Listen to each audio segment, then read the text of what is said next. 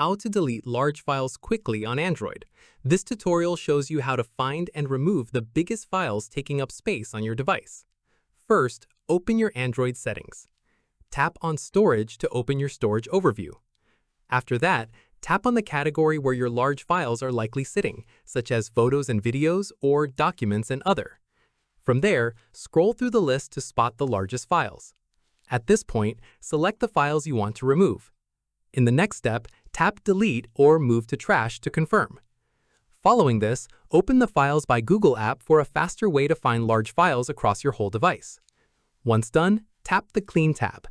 From here, look for the Large Files category. At this stage, review the list and select the files you no longer need.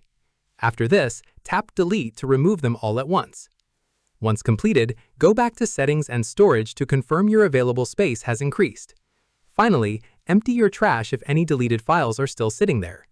Keep in mind, large files are often videos or downloads, so double-check before deleting anything you might still need. And that's it! If this guide helped you delete large files quickly, give it a like, subscribe for more Android tutorials, and tap the bell icon for updates. See you in the next one.